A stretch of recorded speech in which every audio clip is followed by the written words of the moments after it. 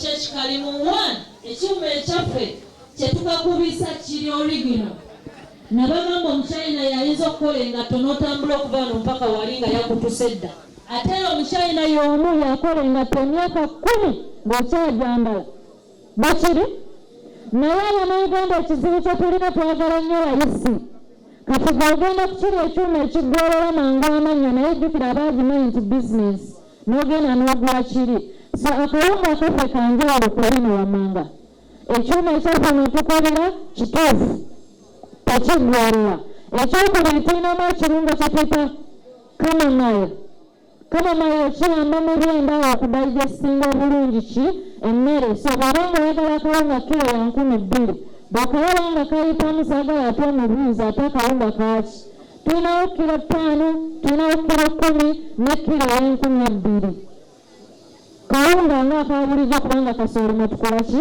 mwetukajja okalaba bulungi basaba nabanyo wetukalabye yes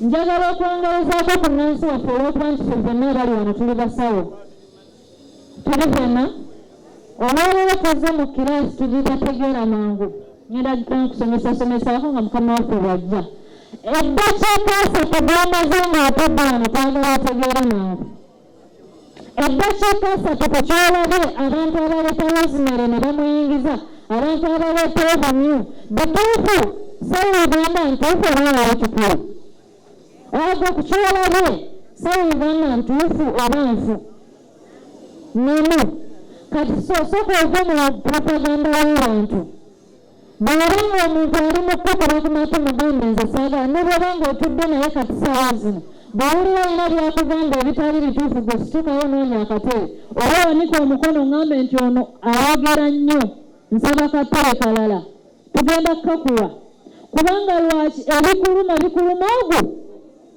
ne bw'obeera ng'olina omwami osula naye ne bw'obeera ng'olina maama wo akwagala nnyo ebikuluma maama wo si bye biruma ggwe omuntu okusalawo okuva mu bwavu asalawo omuntu ogwo tulibona omuntu okusalawo n'agamba nti leero nkooyo obwavu obeera omu okitegedde bulungi kyova olaba nga zino engalo tezenkanankana ate kankibagambe n'ekino si mwenna nti mugenda gagawala ne sawo uganda si mwenna nti mugenda kulima rosemary kubanga tulinayo abanaagenda bamwetikka ebisawo babitwake ku mmotoka bwekiri nga kitegeeza nti gwe bw'oba osazeewo salawo bwogu ebigambo mugenda biwulira ate era abantu baliwo kola ki kati gwe salawo nga gwe omuntu omu tipu endala gye nnyinza okuwa gwatudde wano omuntu yenna ng'onoogaggawala totunuulira byayita omuntu yenna ng'onoobeera obulungi totunuulira byayita mbw ate baatulimisa mulinga baatulundisa obusaani ate ne rosemary agenda kubeera nga mulinga nedda tekitegeeza nti bw'ozadde omwana mukama n'amuyita mbw'ogenda kulekerawo tugenda ne tulima kasooli omusana ne gumwokya n'akoma ku luyange wali olekeddawo okulima kitegeeza olubuto olusigala lutubanja omuntu yenna ng'onoogaggawala olina okurisikinga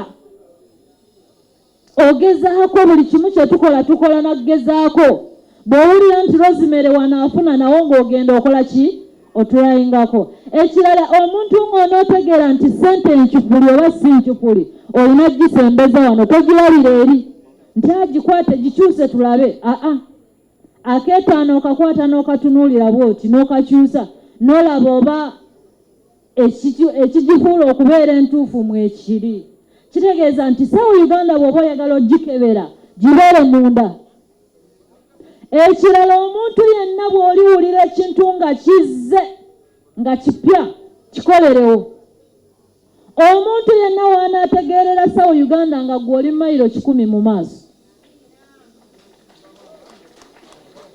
teri ffenna kati gwe sooka olindeko ogenda n'ogamba mbw ate nawulidde baagambye bino nedda gwe kolanga gwe kikolenga gwe olw'okuba nti ekikuluma kiruma gwe tekiruma nze banaagenda okujjukira nti sawa uganda yeri gye balanga ku bukedde gye balanga ku Sot FM nga gwe watambula dda mayiro 10. Tuli ffenna mu ssawo Uganda bw'oba ozze tulinamu kye bayita obugumiikiriza. Ekibala ky'obugumiikiriza kintu kikulu nnyo. Tekitegeeza nti leero osize ebijanjaalo enkya bigenda kubala obiriirewo. Ekyo kitegedde. Kitegeeza nti bw'oba ozze tuzze kukyusibwa, tuzze kuva mu bwavu. Kye kisinga obukulu. Ffe tukolagana n'ebintu bibiri. Omuganda agamba obulamu bwe bugagga. Bwe kiri? Omuntu yenna tasobola kubeera mulamu nga toyina ssente n'obeera nga oli mulamu. Kiri ffenna?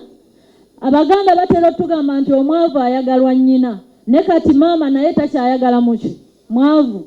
Ne bwe mbeera nga gye muli gwe ng'osindiseyo abaana bo n'aboono ne bagenda, ogenda okulaba maama asinga kubiibiita owoono asindika akasukaali. Bwe tuba nga tugenze mu lumbe ogenda okulaba maama ajja akookotooka mpola. Nga tugambire ku John ajja atwasize yasize ku nku. Yoyo atalina. Naye ate Musa alina baba bamubuuza tukuleetere ku kibumba. Onoolya ki? Tuli ffenna? Kitegeeza nti obwavu mpologoma bw'oteerwanako ekulya. Obwavu lwoya lwa nnyindo olw'ejja wekka. Bwe kiri? Kati akaseera ke kano. Gezaako okulwana nga ggwe ssekinnoomu. Tolwana na mukazi wo. Tolwana na muntu yenna. Tulinawo omuwandiisi w'ebitabo lumu.